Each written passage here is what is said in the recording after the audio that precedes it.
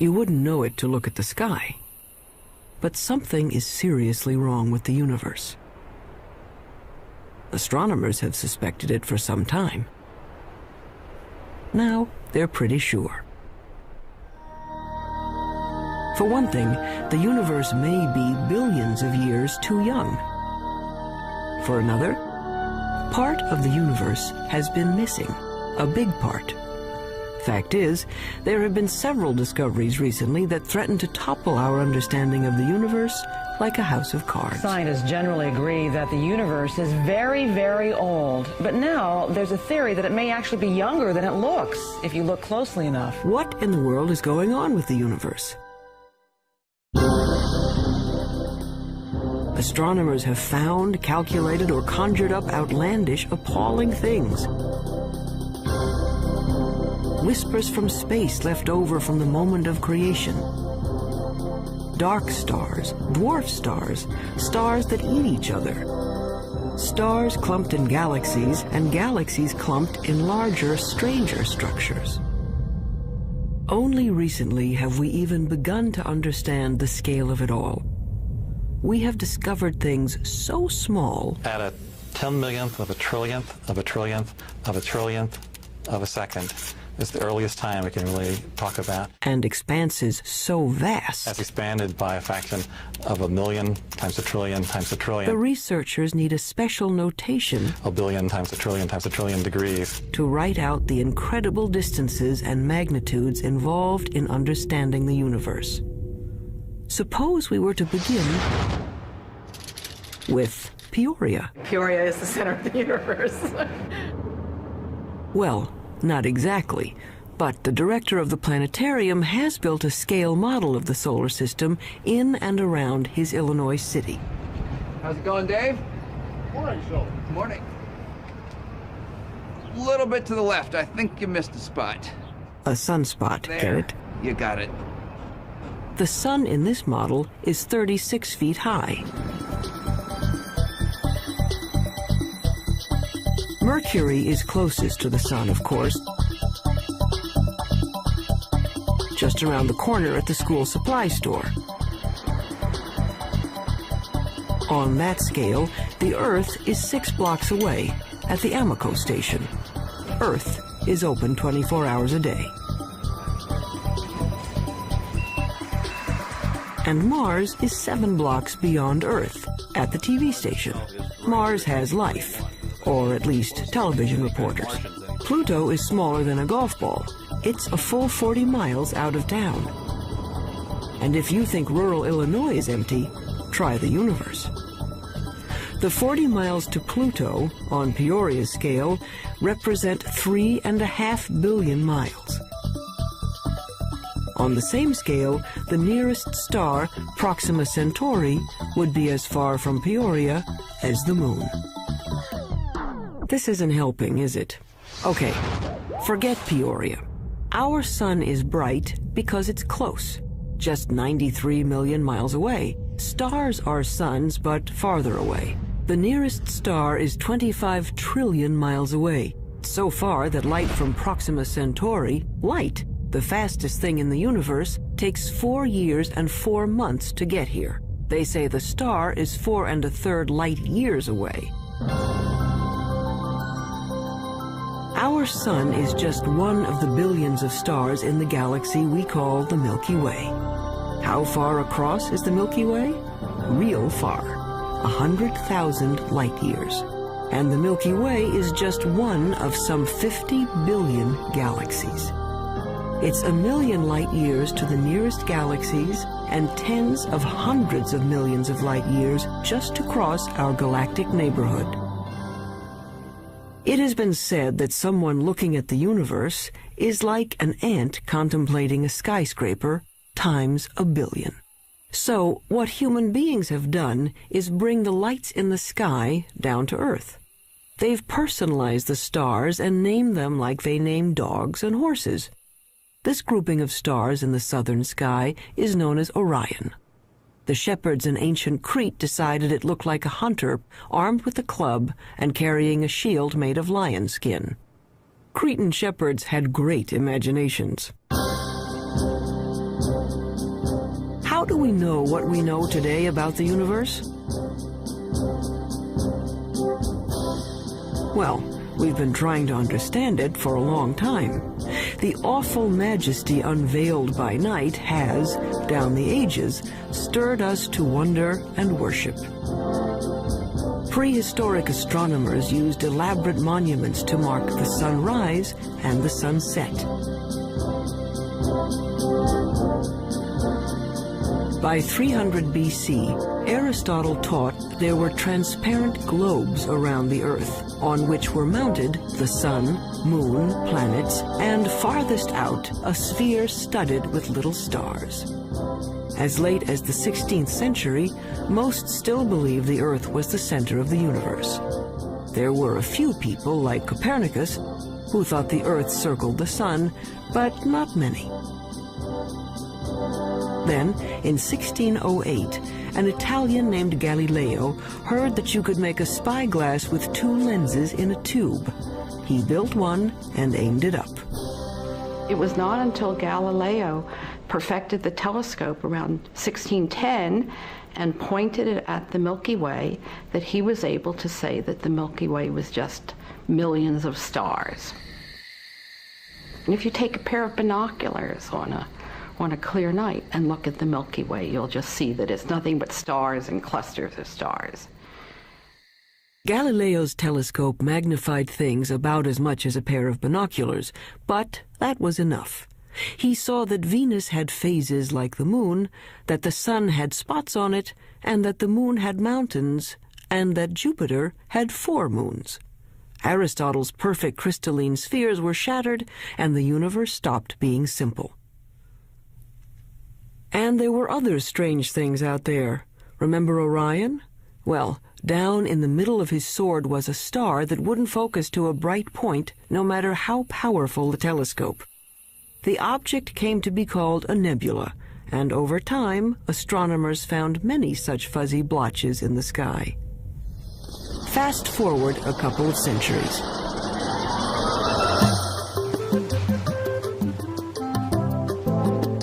By 1924, the big astronomical telescopes had mirrors as well as lenses to concentrate the light. The one on Mount Wilson in Southern California had a collecting mirror 8 feet across. Images were captured on photographic plates in slow, careful time exposures. In the dark chill of the observatory dome, Edwin Hubble was studying a distinctive kind of star called a Cepheid variable. Astronomers use it as a distance marker because they know how bright nearby Cepheids are. They know that the dimmer the Cepheid, the farther away it is. Hubble was looking for Cepheids in his photographs when he realized he was seeing an entirely separate galaxy, Andromeda, 2 million light-years away. A lot of those fuzzy nebulas turned out to be galaxies like our own. And the light from those galaxies looked redder than anyone expected it to be. It's just like the pitch of a car engine, you know, as a car goes zooming by, you hear the engine kind of go. With light, when something's coming toward you, the spectrum gets shifted toward the blue.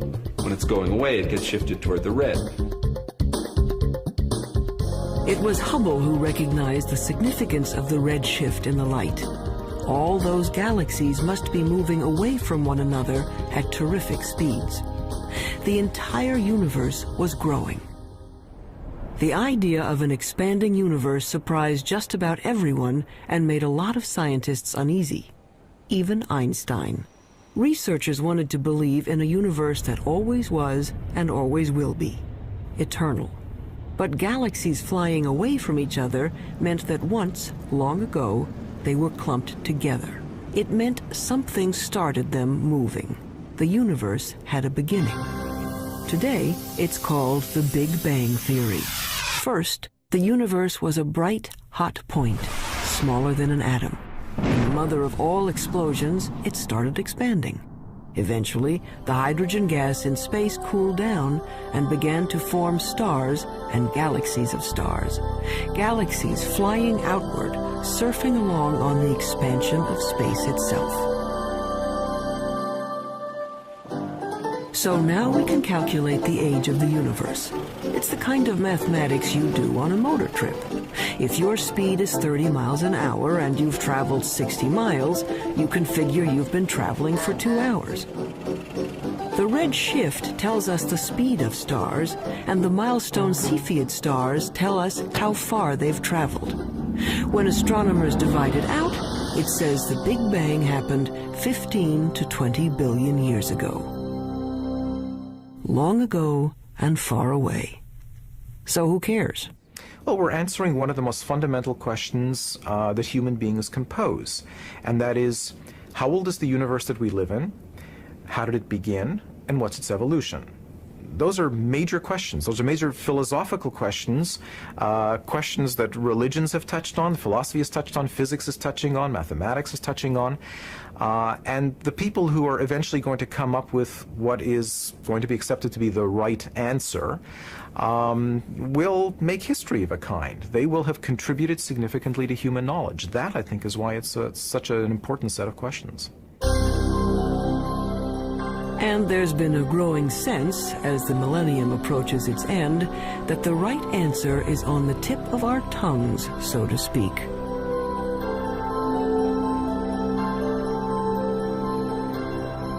But not yet, not quite.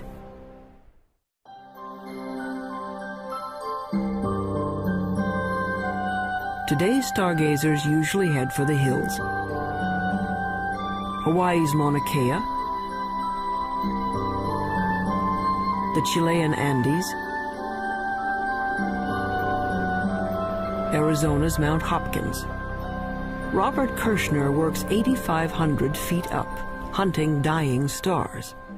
I really like coming to the mountain. I like getting away from all the 100 distractions that you have when you're busy, and people are coming in to see you about all kinds of things, and the makeup exam and all that kind of stuff. And to just concentrate for a couple of days only on the scientific investigation, only on what you're trying to do, it's very, very good. Light pollution has chased astronomers out of the cities to lonely vigils in remote locations. Kirshner watches for the sudden flare-up that means a star has exploded, a supernova, or its smaller cousin, a nova. The kinds of things I'm working on, these supernovae, which are events that come and go, if you don't get it this year or this month, that one is gone. You just lose the chance.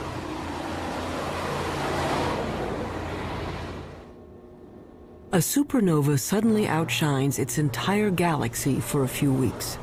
If Kirshner and his colleagues can calibrate these cosmic flashbulbs, supernovas may prove even better mileposts than Cepheids.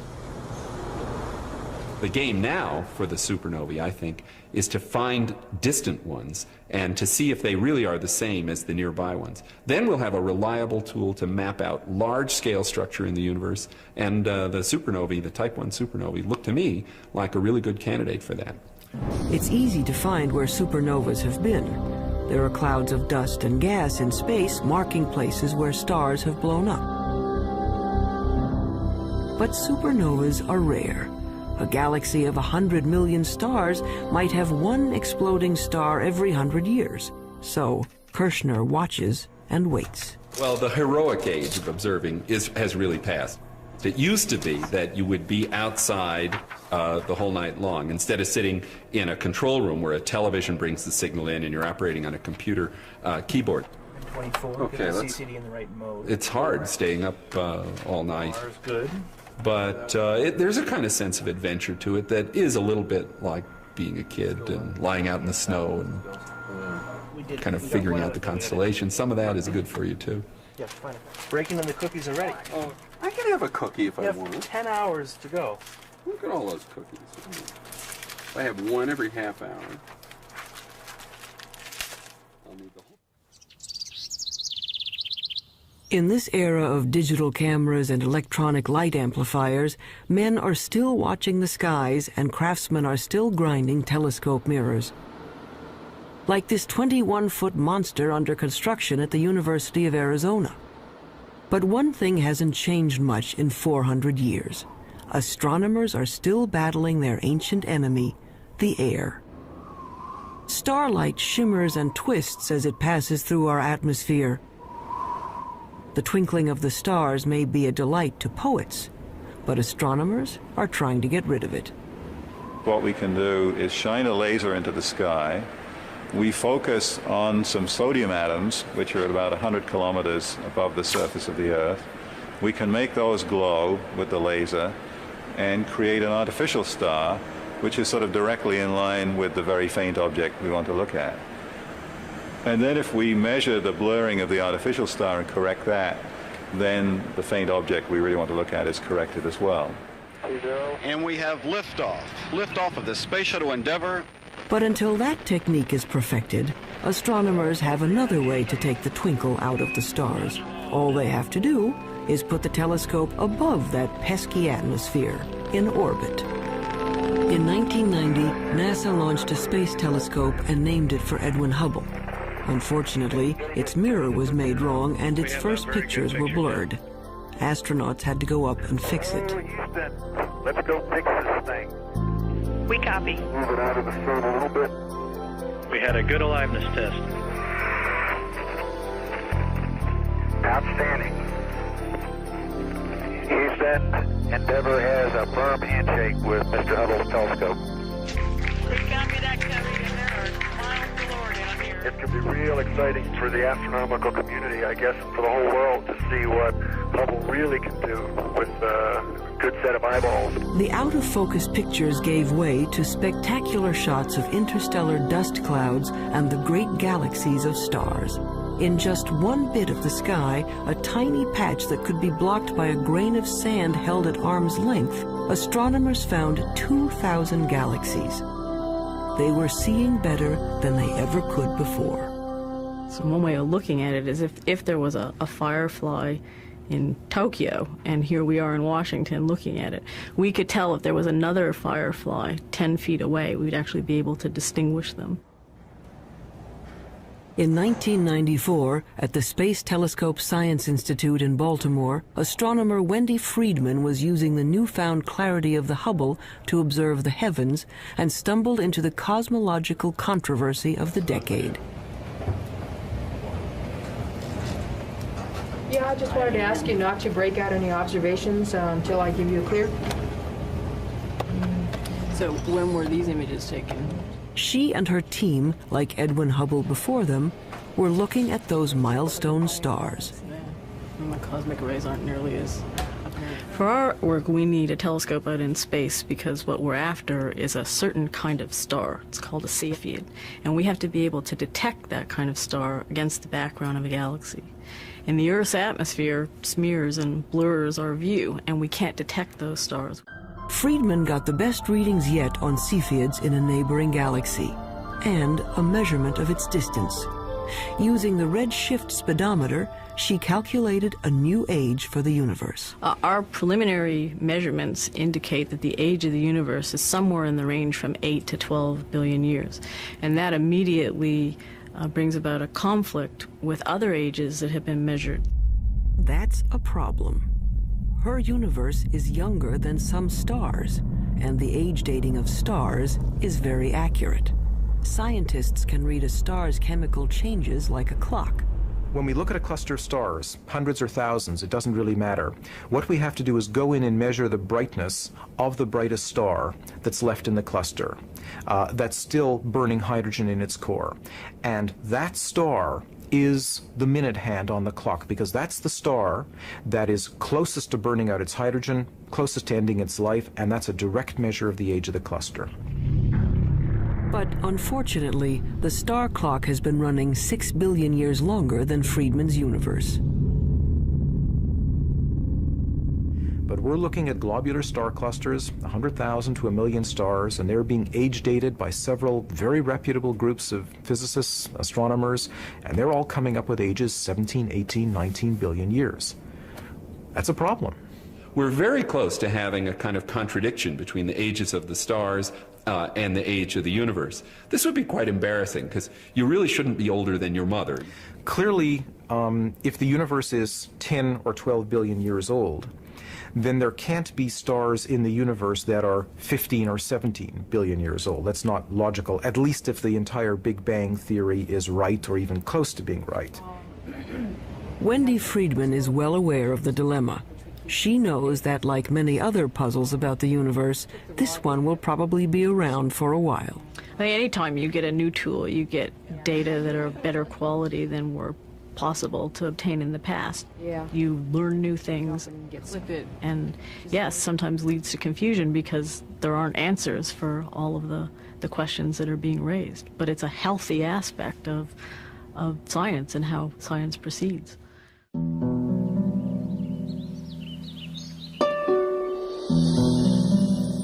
There's more to the universe than meets the eye. We can see only a small part of what's going on out there. What we call visible light, the rainbow from red to violet, is a small slice of a larger spectrum.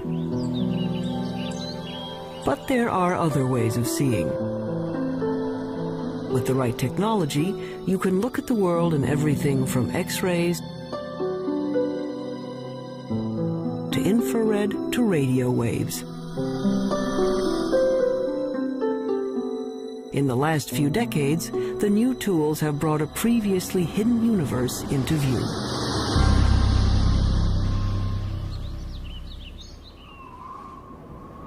Take the sun. Nothing to do but roll around heaven all day, right? But by using the X-ray part of the spectrum, astronomers can see the sun is a very busy place. Pictures made by X-ray detectors show there's a cauldron of nuclear reactions boiling beneath its surface. Using film sensitive to ultraviolet, we can see great plumes of superheated gases rising from the sun's surface. Our well-behaved, friendly neighborhood star is a continuing, self-contained thermonuclear explosion. It's in high-energy astronomy where you really see that the universe is a violent place. It's not just made up of these good citizen stars that sit quietly fusing their hydrogen into helium. NASA is looking at the lower end of the spectrum, infrared light. Infrared is absorbed by moisture in the Earth's atmosphere. So infrared telescopes are mounted on planes to lift them above the clouds.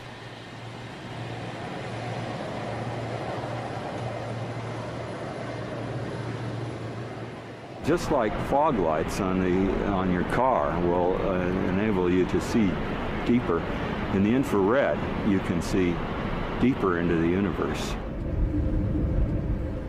We warm human bodies shine in the infrared.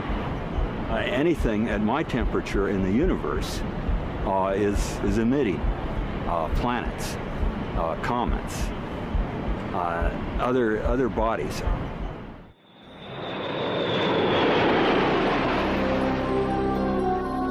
The star-forming regions of the universe are often hidden from view by dust clouds, until infrared astronomy allowed us a way in. Now we can see clouds of frigid hydrogen gas condensing and starting to heat up as stars. The sky in the infrared is a strange and wonderful place. Once we learned where to look, we could peek into these stellar nurseries and snap some baby pictures. This is Hubble's view of the Eagle Nebula.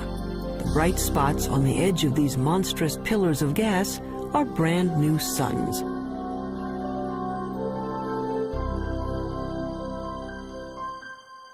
But as spectacular as the pictures are, scientists owe much of their understanding of the universe to radio static, a whisper from the sky. If you're listening to the universe with a radio telescope, it would mainly be a hissing sound. It sounds like steam escaping from a radiator. They heard it first by accident. In 1965, researchers at Bell Telephone Laboratories had built a powerful listening station to hear signals from the first of America's communication satellites. But they were distracted by an ultra-low frequency hiss from everywhere in the sky. What they were picking up was energy from the bright flash that started the universe, an echo of the Big Bang itself. Radio astronomy was the second big window we opened on the universe. The first big window was Galileo going and putting a telescope to his eyes and seeing if he could see with his own eyes, and then with film eventually. The next big step was radio astronomy. It's a great step forward in terms of discovering new things and understanding new things. The discovery of the cosmic background radiation was a fatal blow to those who wanted to believe in an eternal universe. The Big Bang proponents had won. But the cosmic background radiation seemed to be smooth and even, coming from everywhere in the sky. Just what you'd expect from a universe that began from a single point. But then, why weren't the stars spread evenly through space? Galaxies should be moving steadily outward as the universe expands. Each should be moving away from all others like raisins in a rising loaf of bread. Astronomers had thought that the universe was sort of expanding uniformly and the galaxies were just going along, and that the only motion we should see is the Earth going around the sun and the sun going around the galaxy. But in fact what we saw was that the largest motion of all was the galaxy itself moving. And that really surprised astronomers, and the only conclusion we could come to was that something was causing the galaxy to move away from just the simple expansion of the universe. And after thinking about it for a while, a conclusion was that there must be a large group of galaxies near us. When astronomers plot the position of galaxies in their computers, they find filaments and clusters and walls of galaxies. How could that be if radio telescopes were saying the energy of the Big Bang was evenly spread across the sky? There had to be some seeds at the beginning. There had to be some small lumps in the early universe that are going to grow to create the structure. So Smoot went looking for irregularities in the background radiation to show that the Big Bang explosion was uneven. In 1989, his instrument package went up on a satellite, the Cosmic Background Explorer. It found subtle variations in the energy left over from the moment of creation. Announced in 1992, it was one of the momentous discoveries of the century. The universe made sense again. Smoot later told the press these wrinkles in the cosmic background radiation were the largest structures ever seen and the oldest. He told reporters that it was like seeing God. And that's the one that the press grabbed on because that's the one people could relate to. And that got spread all over and got much more attention, including people from philosophy and religion coming in and asking questions. But if researchers could finally explain why there are stars and galaxies and collections of galaxies, that didn't solve their other major problem. It's a little like the old childhood rhyme. The other day upon the stair, I met a man who wasn't there. He wasn't there again today. Oh, how I wish he'd stay away. The problem is that we know that at least 90% of the universe is something we don't know what it is. In the late 1970s, astronomer Vera Rubin and her associates noticed something peculiar on the outer edges of spiral galaxies like our own. Like flotsam caught in a whirlpool, stars on the fringes of galaxies should be moving more slowly than stars at the center. But what Rubin saw appeared to defy the laws of physics. The stars on the edge were moving just as fast as those in the middle. We live, sort of 2/3 of the way, we being the Earth, about 2/3 of the way out from the center of our galaxy, and we're orbiting at 500,000 miles an hour. That's pretty fast. Faster than it should be. Such velocities could only be caused by an enormous gravitational pull, which requires more matter than anyone had detected out there. A lot more.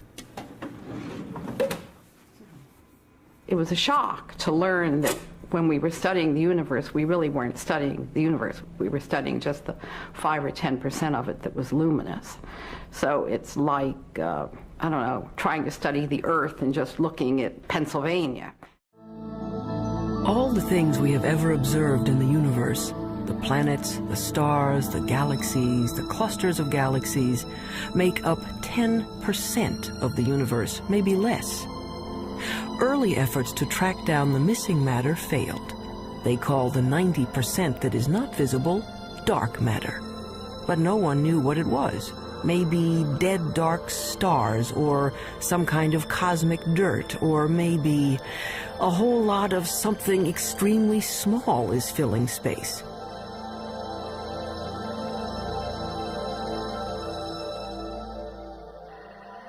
Subatomic particles called neutrinos might make up part of the missing mass, but not enough. Scientists went looking for other candidates. Daniel Snowden-Ift theorizes that dark matter may be made of something physicists have taken to calling WIMPs, short for weakly interacting massive particles. These would be things smaller than atoms, if they exist at all. The only way to detect them would be to look for their footprints. It's kind of like a ghost particle. It passes through matter without ever interacting with it, or I should say hardly ever interacting with it. Every once in a while, a WIMP will come in and bump an atom out of wherever it's sitting, and that's the only indication that we would have that WIMPs exist. He's looking for elusive tracks that might have been left in billion-year-old mica rocks. Mineral mica has one of the most regular atomic structures of all, so if a WIMP had passed through it, it might have knocked some atoms out of alignment. What we're looking for is the WIMP to come in, bump one of the atoms in the mica, and that recoiling atom then produces a chemical change within the mica. In his search for the WIMPs, he splits up endless mica samples and bathes them in hydrochloric acid.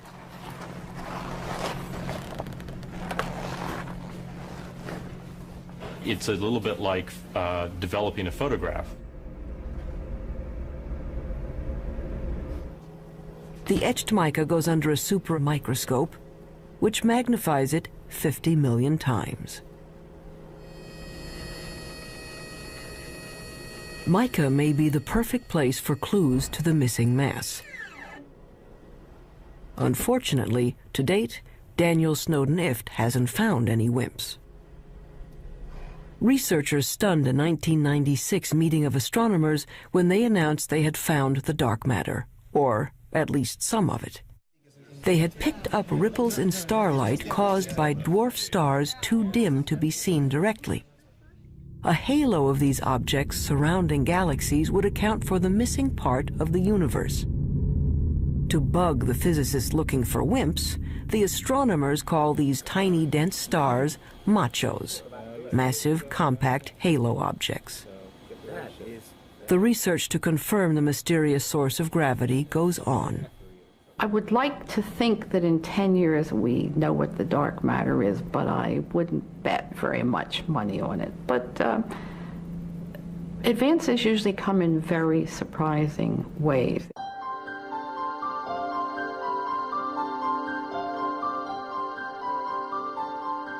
Why do we care about something that we can barely measure and can't see at all? Because it might tell us how the universe is going to end. Matter makes gravity, and gravity is the only thing that can act as a brake on the expansion started by the Big Bang. If there is not enough dark matter, the universe may go on expanding and cooling to end not in a bang, but a shiver.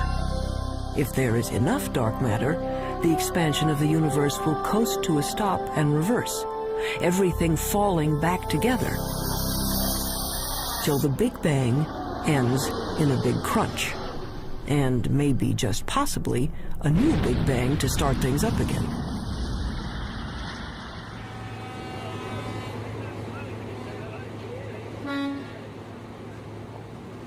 Albert Einstein, among other things, revolutionized the way we think about good old gravity. Astronomers generally only talk about one force, and that's gravity.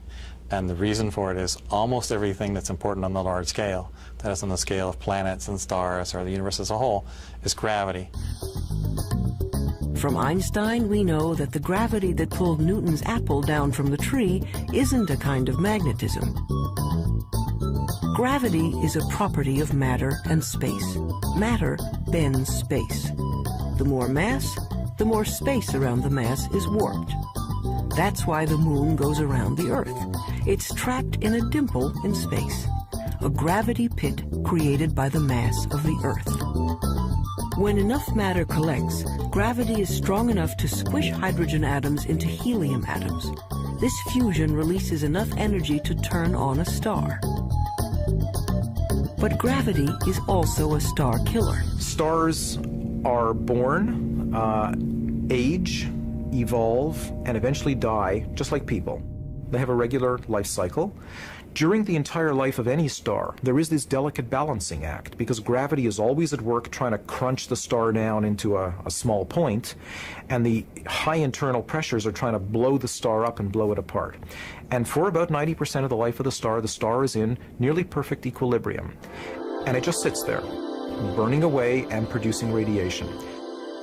But when the fuel is gone and the fires go out, gravity is free to collapse the star. A medium-sized star like our Sun will burn steadily for 10 billion years. Then, in a kind of cosmic spasm, it will puff up to engulf the inner planets before collapsing into one of those white dwarf stars.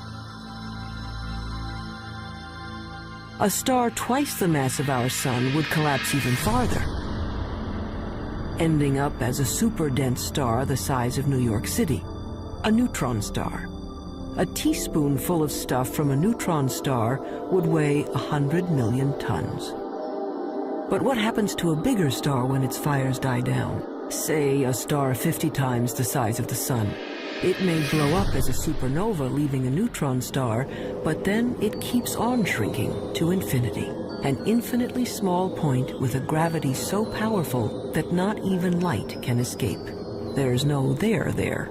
It's a black hole. And the analogy that we have to space being stretched by the material is you have a rubber sheet and you put a ball on it and it causes a dent. Put a heavier ball, it'll cause a deeper dent. If you put a heavy enough ball, it'll just tear through the rubber sheet altogether. If you force too much matter into a limited amount of space, it'll just tear space like tearing the rubber sheet. You can be forgiven for thinking a black hole is some sort of weird science trick. An infinitely small, invisible star defies common sense. It's what happens when you use mathematics as your lens on the universe. But out here on the high desert of New Mexico, they've found that black holes do exist outside of equations. 27 giant radio dish antennas, each 80 feet wide, are positioned over 13 miles to form a single huge radio telescope. They call this very large array of antennas the VLA, which stands for the Very Large Array of Antennas. James Moran is one of the world's foremost radio astronomers. The VLA has had a tremendous impact over the last 15 years. It's very important because it has tremendous versatility. This technique of radio interferometers was developed after World War II, but this is the first really big array. Dust obscures light rays, but this instrument can penetrate that dust because radio waves go right through the dust, and we can see down to the core of things that can't be seen in optical astronomy, for example. It turns out that a black hole can create radio signals as it sucks in matter. The signals can show up as a beam of microwaves, a microwave laser, or maser. Why you would find a maser in a black hole is a complete mystery. I don't think anybody would ever have predicted this. What we have found is that there's actually a very light molecular cloud in a disc shape. My friends refer to it as the maser frisbee. We didn't go looking there hoping to find something coming out of a very compact region around the black hole. It just plopped onto our computer printouts. A black hole can attract dust and gas in its neighborhood into a whirling disk of molecules. Those molecules release great bursts of radio energy as they are drawn in. There seem to be black holes made not from single stars, but from whole clusters of stars. They have a mass 100 million times that of our sun. But these monsters are still infinitely small points, capable of gobbling up other stars. But where does the stuff that falls into a black hole go? Does it just fall out of the universe? Possibly. Or it may pop up somewhere else in space. If you'll excuse an indelicate metaphor, there may be white holes regurgitating matter eaten by black holes in another part of the universe, a wormhole in the fabric of space and time, allowing you to go from one location to another without crossing the space in between. Or it might go to another universe entirely. Astronomy's reigning theoretical genius, Stephen Hawking, proposed that the black holes in our universe might well give birth to other universes. In fact, there might be any number of universes, like bubbles in the bath. We don't know, and probably can't know. If you fell into a black hole, you'd be stretched until you were thinner than a strand of spaghetti, which wouldn't bother you because time would stop. The rules of the universe as we know them don't seem to apply to black holes.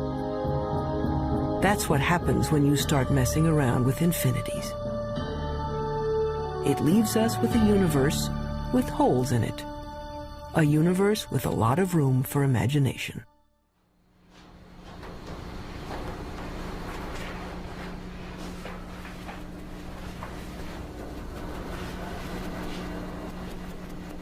On the sound stages of Paramount Pictures, a spin-off of one of the most durable shows in television history, Star Trek Voyager. Quiet on the stage. Anyone not ready? Roll, please. Action! I want a full systems report. And Mr. Kemp, Mr. Tuvok, I want every iota of information that was recorded regarding this phenomenon. Let's see what you have, Mr. Kemp. There. It's registering only on subspace bands. We don't even have it on long-range sensors yet. Verteron emanations. Tunneling secondary particles. It certainly looks like a wormhole. But is it stable enough for us to enter? And if it is, where does it lead? There is, of course, a 75% chance a wormhole will not lead to the Alpha Quadrant. Great. Thank you, Jennifer's mark. That'll be Jennifer's mark. Yes, I gave that to her. I changed it. Great. Real-world astronomers have confirmed now there are planets circling other suns. The problem is, we can't get to these other worlds in any reasonable amount of time. 20th century physics says nothing can go faster than the speed of light. You want black wrap that? Sure, go ahead. But that would be much too slow for a 24th century operation like Star Trek. The dramatic need of a television series called Star Trek is that we need to travel to a different planet every week. So Gene Roddenberry said, well, okay, we're going to have something that he called warp drive, which somehow warped space and let us travel through subspace. How does this work? We don't know. But nevertheless, we see it work every week, and hopefully the audience buys it. A lot of scientists love this show and have even written books showing how Star Trek physics might work. Take anyone? Felix, what happened to you? It's After all, it wouldn't be science fiction if it didn't have science in it. Star Trek science advisor Michael Okuda. Our core fan audience is tremendously scientifically knowledgeable, and when we violate the laws of physics or the laws of physics according to Star Trek, they let us know, so they keep us honest. In the third season of the show, once we had a phaser come out of a photon torpedo port, something that I, to this day, don't know the difference between, and we got over 100 letters the next day. Any analysis yet, Ensign? Too far away. We'd have to be within 1,000 kilometers to get a detailed analysis. But that would mean a significant course change. Well, Mr. Kemp, if there's even the possibility of finding a wormhole, I think we can afford a detour. Scientists take wormholes seriously enough that they have become an assignment in George Smoot's physics class. Given a wormhole a couple of miles across, students are asked to calculate what could pass through without being destroyed by gravitational tides. The smallest piece of electronic that wouldn't be torn apart in terms of going through this. And the answer was, it's something that's smaller than a chip, but it's roughly the size of a chip. And so, you know, in science fiction shows, they just show small wormholes that you go into, but in reality, the wormhole would have to be quite huge. But theoretically, at least, you could go someplace else in space or time. As far as physics goes, a wormhole is a loophole in the laws of the universe.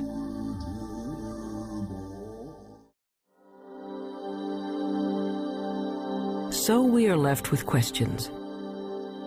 Why do some stars appear to be older than the universe? Why do galaxies move as if there were something dark and huge out there? We're not making people live 200 years. We're not doubling the gross national product. What we are doing is enriching everybody's lives by trying to answer some of the questions that I think everybody's interested in. These are some of the oldest questions, children's questions. Where did we come from? Where are we going? Are there other worlds? What is outside the universe? What happened before the universe started? What happens after the universe ends? You want to find out, well, where does science end and where does philosophy take over? And it's not clear where they do. Modern astronomy is a young subject, and each time we get a new and better tool for looking into the void, we find surprises. More and more data that doesn't quite fit. And I think it's portrayed as if the field is in total confusion and chaos, and I think very often it appears that way at the forefront when things are not understood and there are unsolved problems. But progress is being made. The fact that we're able to take these subtle clues, that things you can barely measure with the biggest, most sophisticated instruments, and figure out that they are telling you about what the universe was like 15 billion years ago, I think that's a terrific thing. Why does the universe exist? Given the fact that it does exist, the fact that it is as exquisitely beautiful, as exquisitely tuned as it is, that it works as astonishingly well as it does, and that we, very tiny creatures on a rather remote planet, not in any special place in the universe, have been able to evolve in this universe and sense the universe, the entire universe around us, that we can sense that there are things out to 15 billion light years away from us. That to me is just a mind-boggling concept. We are the only star in the universe that we know about that has life, so perhaps that makes one feel a little more unique and life a little more precious thing, knowing that it doesn't seem to be that common. We are part of the universe. The material that we know, the matter we're made of, started out as atoms produced by exploding stars. I like very much the fact that every atom in our bodies has come from some star. If there were no stars, the universe would be all hydrogen and none of what we know would exist. And that's why it's not an exaggeration to say that human beings are stardust, because the iron in our blood and our hemoglobin and the calcium in our bones and all the other heavy elements in our body were created in supernova explosions. So in our quest to understand the universe, we come back to ourselves. If we are made from the elements of stars, aren't we then, in a way, the universe trying to understand itself? It's not quite what the ancients were talking about, but maybe we're in the center of the universe after all.